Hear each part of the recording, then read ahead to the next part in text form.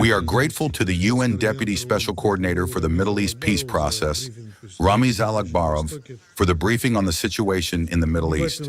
We listened attentively to the High Representative of the Peace Council for Gaza, Nikolay Mladenov, as well as the testimony of Rami Hidjo.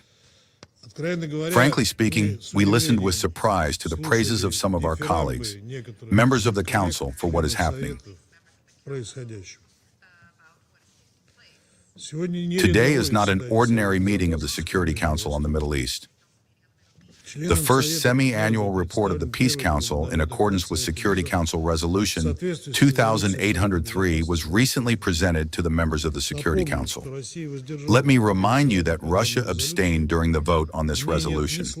It contains not a single word about Israel's obligations and the role of the UN Relief and Works Agency for Palestine refugees, about the situation on the West Bank of the Jordan River, including East Jerusalem, and about the universally recognized two-state solution.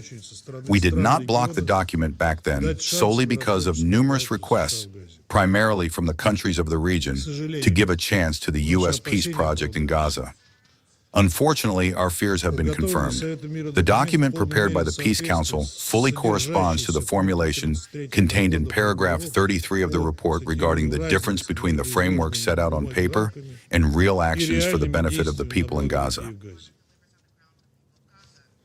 6 months after the vote on the Security Council Resolution 2803, Trump's plan for the most part remains on paper, and the declarative achievements are intended to serve as a cover for the unseemly reality in the Gaza Strip. Israel's demand for the release of all hostages and the return of the bodies of the deceased has been fully met. The release of a number of Palestinians was also achieved. At the same time, the points of the plan regarding a ceasefire, sending full-scale humanitarian aid to the enclave, transferring the administration of the sector to a Palestinian technocratic committee, and deploying international stabilization forces, not to mention the promises to turn Gaza into a Middle Eastern Riviera with wonder cities to breathe new life into it, and to create a special economic zone, turned out to be unfulfilled. In reality, in Gaza, since the announcement of the cessation of hostilities on October 10, 2025, peaceful Palestinians have been dying under Israeli fire literally every single day. More than 880 people have been killed and over 2,600 wounded. According to the Office of the United Nations High Commissioner for Human Rights, most of them died from sniper bullets or detonations of tripwires installed in areas of access to water sources. A real hunt is being conducted for Palestinian law enforcement officers. By the way, the report of the Peace Council elegantly bypasses the issue of responsibility and the number of ceasefire violations. In general, since October 7, 2023, the number of Palestinian casualties has amounted, by the most conservative estimates, to around 73,000 dead and 173,000 injured, with tens of thousands listed as missing and buried under the rubble.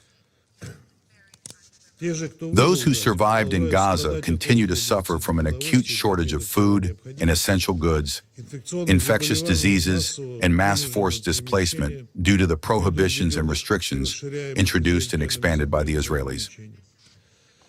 In the sector, as was stated at a recent UN Human Rights Office briefing, a monstrous state of unsanitary conditions has developed, exacerbated by an acute shortage of clean drinking water. The UN urgent humanitarian appeal for $4 billion, according to available information, is funded at only 12%. The alternatives to large-scale bloodshed and famine in the sector have, in essence, become strangulation and blockade. Mr. Chairman, those who read the report of the Peace Council may get the impression that Hamas is solely to blame for all of Gaza's woes. In essence, we are being asked to accept a logic according to which the blocking of humanitarian aid, investment, and development assistance can be conditioned on political demands. We are told in plain text, until the Palestinian factions disarm, It is better to forget about the provisions of Trump's plan, stating that Israel will not occupy and annex the Gaza Strip, and that the residents of the enclave will be given the opportunity to build a better life. At the same time, the members of the Security Council are invited to put pressure on Hamas and Palestinian factions so that they accept the roadmap in the framework document on disarmament, which has not even been shown to the members of the Security Council. However, we have long ceased to be surprised by such pigs in a poke. The American plan for Gaza contains no concrete political obligations to the Palestinians themselves. There is a cynical attempt to entice the Palestinians, exhausted by decades of bloody war, with beautiful pictures of beach resorts, skyscrapers, and promises of jobs. This is, in exchange for their own state, promised by the international community more than 70 years ago. But there is no longer any faith in such promises. Israel, which has international obligations to provide assistance to the UN Relief and Works Agency for Palestine refugees, is not only overtly violating them, but is also taking provocative steps. On May 17th, on the site of the recently demolished UN Relief and Works Agency for Palestine Refugees headquarters in East Jerusalem, the Israeli government intends to build a museum of the Israel Defense Forces and a recruitment center. We support the statement of the UN Secretary General strongly condemning this decision and calling for the return of the agency building complex in East Jerusalem to the World Organization.